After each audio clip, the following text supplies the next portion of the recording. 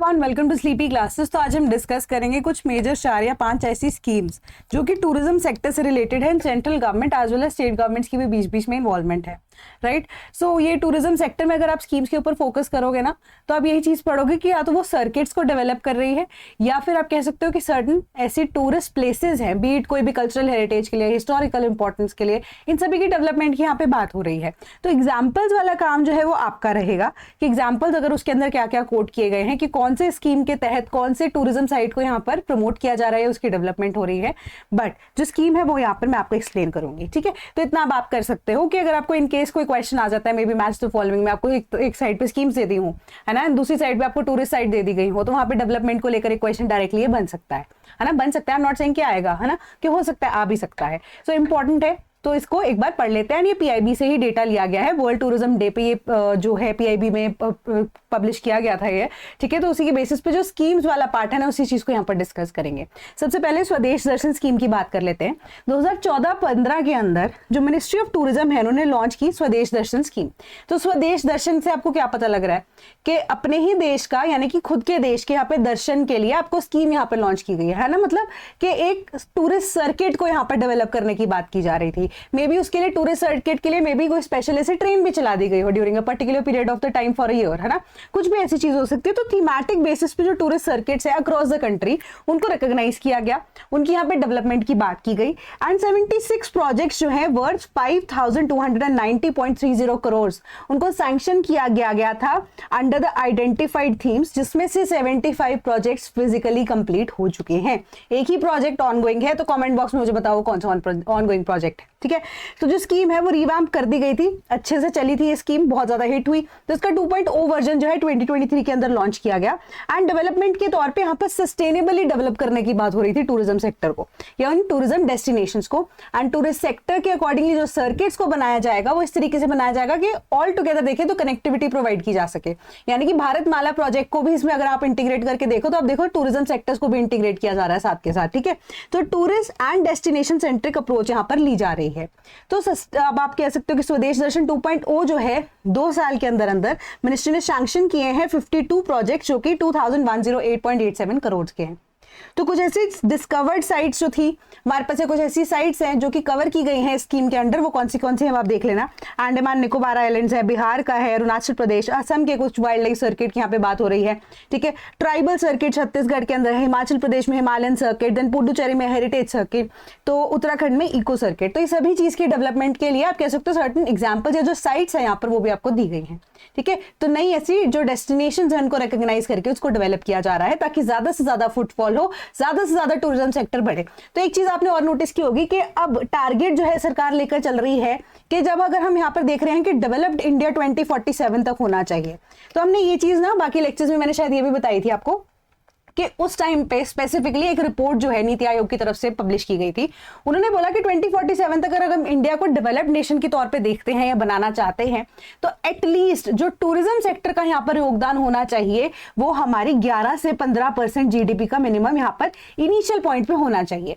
And 2047 तक अगर हम डेवलप हो जाते हैं तो 2030 के अकॉर्डिंगली 11 से 15% टूरिज्म जो है वो प्रमोट करे, जीडीपी का हिस्सा बने। एंड ऑल टुगेदर अगर हम देखें तो हमारी जो टूरिज्म सेक्टर है 2047 तक वो ऑल टुगेदर 30% ज्यादा से ज्यादा maximum to maximum tourism sector के अंदर जो है वो अपना जीडीपी के अंदर योगदान दे ताकि उसे डेवलप किया जा सके और बेटर तरीके से। मतलब टूरिज्म सेक्टर को बाय 30% अगर तक जब तक वो जीडीपी में योगदान नहीं दे देता तब तक 2047 के अंदर एक सेक्टर वाइज बेसिस में देखिए तो टूरिज्म कहीं ना कहीं लैग करेगा। तो टूरिज्म का ऑल टुगेदर एक बहुत बड़ा रोल है when it comes to India being a developed nation, ठीक है। सो इसके अकॉर्डिंगली अगर आप टूरिज्म को यहाँ पर प्रमोट करने की बात करते हैं, फॉर एग्जांपल ए प्लेस है, बहुत ज्यादा फेमस है, बट वहां पर किसी चीज की कनेक्टिविटी नहीं है, पहुंच ही नहीं सकते हो आप, है ना, बट बहुत ज्यादा फेमस प्लेस है, आपको पता है फुटफॉल भी है एंड बहुत सारी ऐसे लोकेशंस भी हैं, है ना। तो उसी के बेसिस पे उनकी डेवलपमेंट इस तरीके से की जाए कि फुटफॉल और ज्यादा बढ़ सके एंड ऐसी और साइट्स को भी डेवलप किया जा सके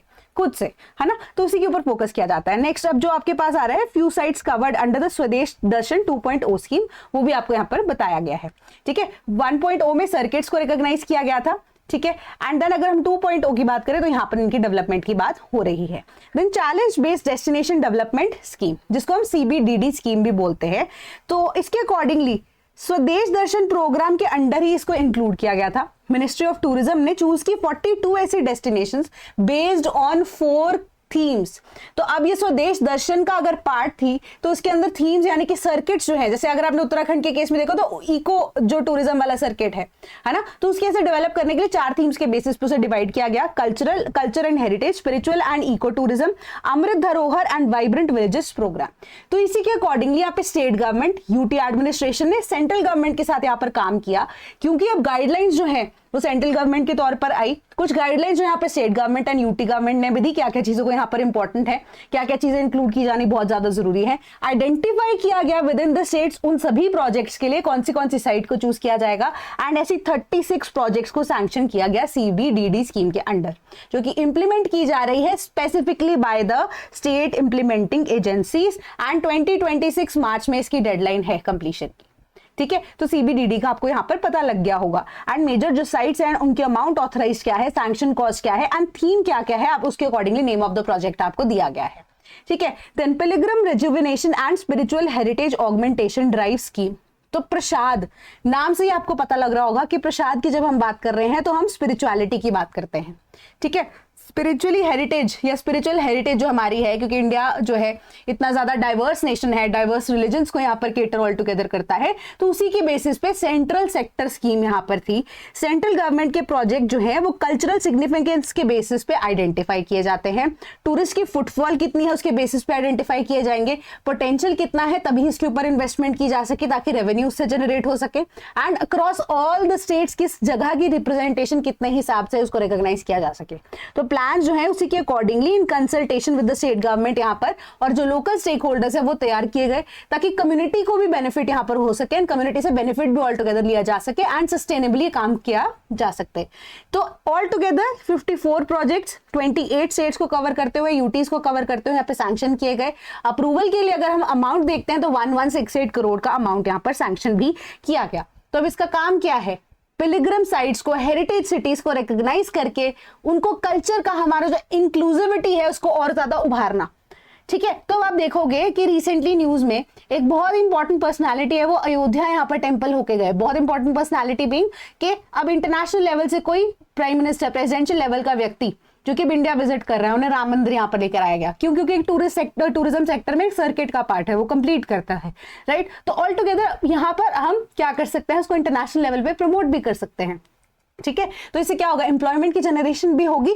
एम्प्लॉयमेंट जनरेशन होगी तो लोग भी कुछ 4 पैसे कमाएंगे, जनता भी टैक्सेस, जो जनता है टैक्सेस भरेगी, तो उसके थ्रू वो भी क्या करेंगे, अब सरकार को पैसा जाएगा, टूरिज्म सेक्टर से डायरेक्टली पैसा जाएगा, तो लोकल कम्युनिटी का भी यहाँ पे फायदा होगा, आसपास वाला रीजन है, बिजनेसमैन है, उसको भी यहाँ पे बिजनेस मिलेगा। तो ऐसी ही अपॉर्चुनिटीज धीरे धीरे करके बिल्ड होती जाएंगी। ठीक है, कि जो स्कीम है वो ये भी एम करता है कि प्रिजर्व किया जा सके the soul of the pilgrimage और हेरिटेज सिटी।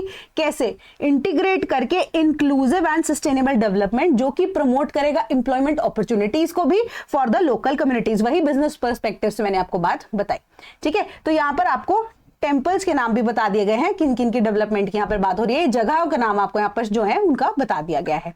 देन देखो अपना देश इनिशिएटिव, तो मिनिस्ट्री ऑफ टूरिज्म ने इसको लॉन्च किया 2020 जनवरी के अंदर, डोमेस्टिक टूरिज्म को प्रमोट करने के लिए। इस इनिशिएटिव के तहत जो मिनिस्ट्री है वो इंडिया का टूरिज्म डेस्टिनेशन को यहाँ पर एक्टिविटीज के थ्रू आइडेंटिफाई करवाती है। यानी कि देखो अपना देश, मतलब कि मल्टीपल टाइम्स पे या वेबिनार्स यहाँ पर कंडक्ट कराए जाते हैं बताने के लिए कि आप ये जगह विजिट किया है या नहीं किया है, क्विजेस को कंडक्ट कराया जाता है, सेमिनार्स जो है इसको कंडक्ट किया जाता है, एंड वेरियस तरीके से टूरिज्म सेक्टर की प्रमोशन के लिए इवेंट्स को ऑर्गेनाइज किया जाता है।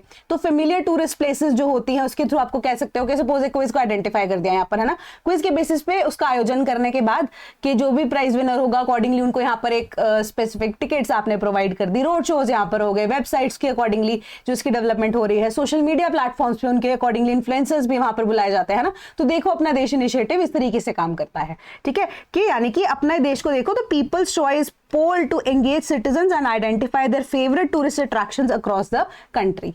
तो उसी के बेसिस पे डेवलपमेंट जो है वो की जा सकती है। तो वाइब्रेंट विलेजेस प्रोग्राम जो है, अब ये स्पेसिफिकली ना आप देखो कि वाइब्रेंट विलेजेस 1 प्रोग्राम एंड 2 दोनों केटर तो करता है यहाँ पे बॉर्डर स्टेट्स को, बट जो वाइब्रेंट विलेजेस प्रोग्राम है जो उसका फर्स्ट पार्ट है वो स्पेसिफिकली नॉर्थ ईस्टर्न स्टेट्स को केटर करता है।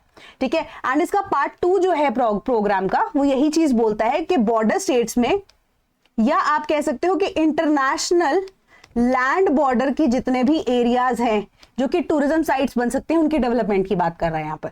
ठीक है, vibrant villages programme ministry of home affairs के अंडर यहाँ पर लॉन्च किया गया था। तो mind it vibrant villages programme ministry of home affairs है, मिनिस्ट्री ऑफ टूरिज्म नहीं है। होम अफेयर्स किस लिए? क्योंकि बॉर्डर्स जो एरियाज है उनको यहाँ पर इंक्लूड किया गया है, सेंसिटिव एरियाज को इंक्लूड किया गया है, तभी मिनिस्ट्री ऑफ होम अफेयर्स यहाँ पर इंक्लूड की गई है। ठीक है, तो अब 15 फरवरी 2023 को सेंट्रल गवर्नमेंट का इनिशिएटिव है डेवलप करने के लिए 46 blocks near the northern border across 19 states, 19 districts in Arunachal Pradesh, Himachal Pradesh, Sikkim, Uttarakhand and Ladakh. ठीक है, अब यहां पर टारगेट दिए जाते हैं हर एक विलेजेस को कि अगर आप एक चीज को जो कि कल्चरल हेरिटेज को प्रिजर्व करने के लिए, टूरिज्म को प्रमोट करने के लिए, स्किल की डेवलपमेंट के लिए, एंटरप्रेन्योरशिप के लिए जाने जाओगे, इन टारगेट्स को इन 4 या 5 पैरामीटर्स पे फुलफिल कर पाओगे किसी भी तरीके से, तो आपको यहाँ पर रिवॉर्ड किया जाएगा, आपकी विलेज की डेवलपमेंट होगी, है ना। तो उसी तरीके से जो आसपास के लोग हैं, वहां का लोकल स्किल जो है, क्राफ्टमैनशिप है, उसी को बिल्डअप करके एंटरप्रेन्योर लेवल पर लेकर जाया जा सकता है। कि अब सपोज कीजिए कि अब कश्मीर की बात करते हैं, है ना, तो पश्मीना शॉल्स बहुत ज्यादा ऐसे वर्ल्ड फेमस ऐसे कमोडिटी है, बट वहां पर पेपर मशी के आइटम्स भी मिलते हैं। अब वो पेपर मशी जो है वो इतना ज्यादा as compare to pashmina famous नहीं हुआ, बट व्हाट इफ कि वाइब्रेंट विलेजेस प्रोग्राम जो है एक पर्टिकुलर विलेजेस को यहाँ पर एलोकेट कर दिया जाए कि इन पैरामीटर्स के बेसिस पे आपको काम करना है, स्किल डेवलपमेंट करनी है, पेपर मशी का जो आइटम्स बनाए गए हैं उसको आप, कोई भी अब टूरिस्ट वहां पर आता है, फुटफॉल आती है, आप उसके थ्रू उनको बेच भी सकते हो। ठीक है, तो इसी तरीके से कल्चरल हेरिटेज भी बचेगी, नाम भी उस जगह का आ जाएगा, एंड इसी से क्या होगा, धीरे धीरे करके सरकार जो है वो जीआई टैग्स को भी ले रही है ना। तो मैक्सिमम यहाँ पर जो रजिस्ट्रेशंस है आईपीआर की वो इसी के अकॉर्डिंगली की जाती है। तो वाइब्रेंट विलेजेस प्रोग्राम पार्ट 2 के बेसिस पे अप्रैल 2, 2025 को इसे अप्रूव किया गया सेंट्रल गवर्नमेंट के द्वारा। सेंट्रल सेक्टर स्कीम है, टोटल आउटले बजट है 6839 crore unit the financial year till 2028-2029। काम क्या है अब इसका मैंने आपको बता दिया। बॉर्डर जो कि इंटरनेशनल बॉर्डर के साथ हमारी डिस्ट्रिक्ट्स लगती हैं, उनकी यहाँ पे डेवलपमेंट की बात हो रही है, विलेजेस की डेवलपमेंट की बात हो रही है। नॉर्दर्न बॉर्डर एरियाज जो कि ऑलरेडी हम BVP 1 के अंदर इंक्लूडेड थे, उसके अंदर और एक्सटेंसिवली काम किया जाएगा, बट लैंड बॉर्डर वाले रीजन को भी इंक्लूड किया जा रहा है। तो लैंड बॉर्डर के अंदर मल्टीपल स्टेट्स का, यानी कि गुजरात जैसी स्टेट भी इसका पार्ट बन गई, बिहार जैसी स्टेट भी इसका पार्ट बन गई, है ना। तो अब पहले हम नॉर्दर्न बॉर्डर्स की बात कर रहे थे VVP 1 के अंदर, VVP 2 के अंदर हमने सारे लैंड बॉर्डर्स जो है उनको भी इंक्लूड कर लिया। ठीक है, तो ये सारी चीजें ऐसे हो रही हैं। Special assistance to the states for capital investment, तो अब इसके अंदर क्या हो रहा है, जुलाई 2025 के अंदर इसको लॉन्च किया गया मिनिस्ट्री ऑफ टूरिज्म के द्वारा ही। तो ये स्कीम जो है ये प्रोवाइड करती है फंड कि कॉम्प्रिहेंसिवली डेवलप किया जा सके आइकॉनिक साइट्स को एंड टू एंड तरीके से, एंड एक एम्बियंस वाला पॉइंट होता है। ठीक है, कि धीरे धीरे करके इनिशियली आप एक साइट पर जाते हो, आपको वो जगह पसंद आई जस्ट बिकॉज वो फेमस है, बट आपको उसके आसपास का जो एम्बियंस है वो पसंद नहीं आता। ठीक है, तो उसके आसपास की यहाँ पे डेवलपमेंट की बात की जा रही है। ठीक है, कि ताकि जो लोग हैं उनका एक्चुअली में मन करे वहां जाने का, not because it is important और इज इट फेमस, कि जस्ट वहां की वाइब अच्छी हो, है ना। जेंजी की लैंग्वेज हम बोलते हैं कि वाइब अच्छी हो, तो इसी तरीके से इनको डेवलप किया जा सके एंड टू एंड तरीके से, ताकि जो टूरिस्ट एक्सपीरियंस है वो बेस्ट या आउट ऑफ द वर्ल्ड यहाँ पर हो पाए। ठीक है, तो इसका एग्जाम्पल मतलब मैं आपको कहना चाहती हूँ कि अनंतपुर साहब में जो आप कह सकते हो डेवलप किया गया था इसी तरीके से पंजाब गवर्नमेंट के द्वारा, है ना। तो विरासत खालसा बोलते हैं उनको, तो वहां पर एंड टू एंड एक्सपीरियंस आपको ऑलरेडी स्टेट गवर्नमेंट की तरफ से बना के दिया गया, है ना। वो कैसे, क्योंकि आपको स्पेशलाइज तरीके से वहां पे मूवीज को भी दिखाया जाता है, आपके पास वो ऑडियो बुक्स भी अवेलेबल होती है जहाँ पे आपको कोई पर्सनल गाइड को हायर नहीं करना पड़ता, आप खुद से वहां की स्टोरी जो है मल्टीपल लैंग्वेजेस में देख सकते हो। ये सारी चीजें क्या है, एडिशनल इन्फॉर्मेशन आपको यहाँ पे मिल रही है। जो बाहर से लोग आ रहे हैं, फॉरेन टूरिस्ट आ रहे हैं, दे कैन कम्युनिकेट और they can relate with the things. तो यही चीज जो है या एक्सपीरियंस जो है वो बहुत ज्यादा मैटर करता है। तो ये जो स्कीम के अंडर प्रोजेक्ट्स को तहत जो सिलेक्ट किया गया था वो कनेक्टिविटी के बेसिस पे सिलेक्ट किया गया था कि साइट पे कनेक्टिविटी किस बेसिस पे डिसाइड की जा सकती है, यानी कि जो कनेक्टिविटी है साइट है उसकी कनेक्टिविटी आसपास हम कैसे कर सकते हैं, उसके बेसिस पे साइट को डिसाइड किया जाएगा। तो आइकॉनिक साइट्स यानी कि हो सकता है कि पहले से ही फेमस साइट्स हो, अब उनकी और ज्यादा बेटरमेंट कैसे हो सकती है। ठीक है, एग्जिस्टिंग टूरिज्म इकोसिस्टम में या उनकी कैरिंग कैपेसिटी क्या है, अवेलेबिलिटी, यूटिलिटीज क्या है, अदर फैक्टर्स जो कि हमें ध्यान में रखने चाहिए, उनको विद इन 2 years असेस करने के बाद कंप्लीट भी करना है। तो सेंट्रल गवर्नमेंट है वो प्रोवाइड करेगी financial support for the project 2026 मार्च तक। इंप्लीमेंटेशन एंड मैनेजमेंट जो है वो स्टेट गवर्नमेंट के हाथ में होगी।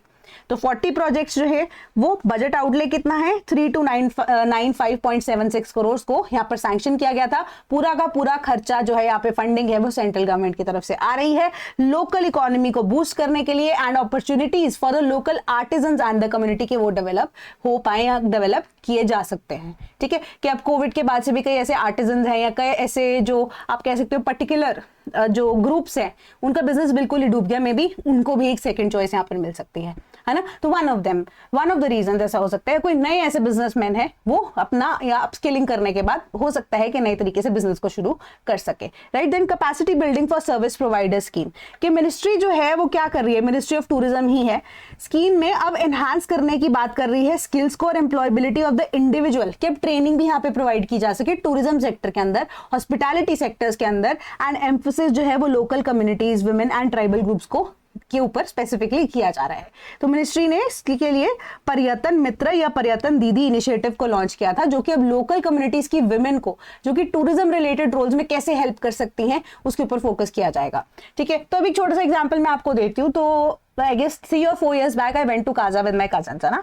तो वहां पर एक छोटी सी आप कह सकते हो नाको ताबू वाया मनाली हम गए थे, वापस आते हुए हम शिमला वाले रास्ते से आते हैं।